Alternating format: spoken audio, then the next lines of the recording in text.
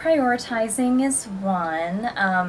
Recognizing that you can do anything, but you can't do everything, I think is another big piece. Again, going back to that whole thing of just, I want to do everything, and you absolutely can, but sometimes just in life you can't do everything at once. And one of my teachers way back when I was in my undergrad, I remember she put it so great, she put it so nicely in that you can have everything you want in life, but you can't have it all at the same time. And so how do you prioritize what is the most important thing for you right now, right in this moment, to help you make a decision?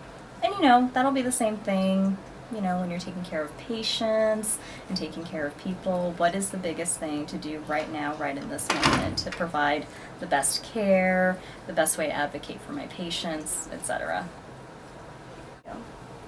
First step is breathe, because sometimes I think when faced with a difficult decision, people don't breathe and take the time to just sit and just think, okay, what's the best way to handle this?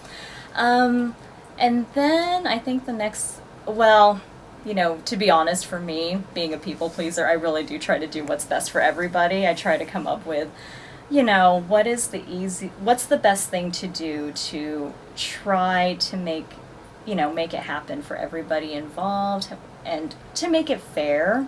But again, it just comes down to prioritizing. That's really what it comes down to when it comes to decision making, is looking at the big picture, being able to prioritize how you can make the best decision. And for me, just trying to make it as fair as possible for everyone involved, I think, is the other factor too. But yeah, breathing, definitely.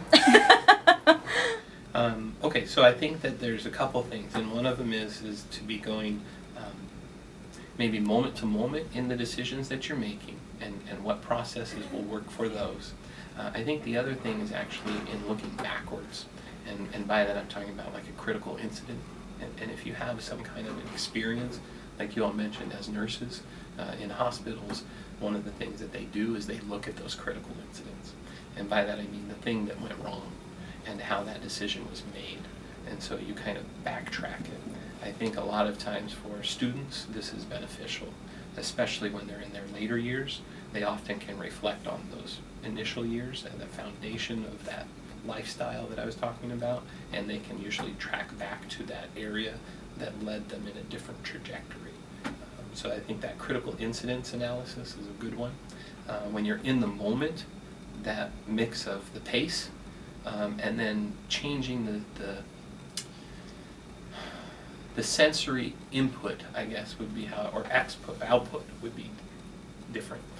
If you are more of a verbal person, it would be to write it out. It would be to challenge yourself to write this out. If you're more of a kinesthetic person or a feeling person, it would be to somehow rationalize it.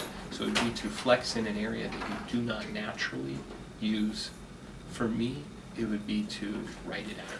This would force me to kind of think about that decision-making process more.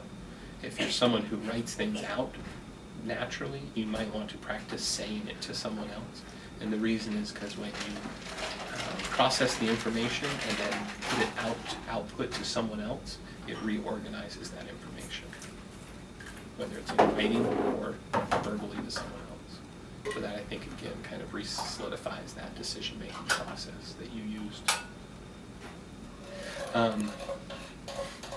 It's a hard one, because the answer is yes. Do not do what other people tell you to do. It's to do it on your own.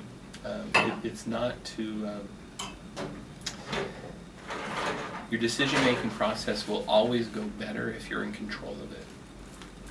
If you're trying to do it on someone else's process, it will never go as well.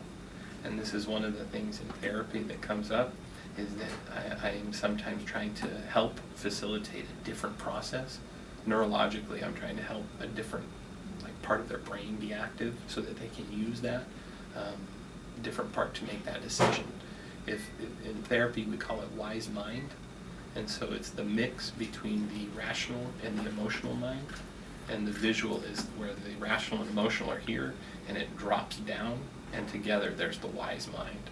And so when we talk about it, you actually have a tone that goes with it, and it's called dropping into your wise mind, because it kind of drops down in there.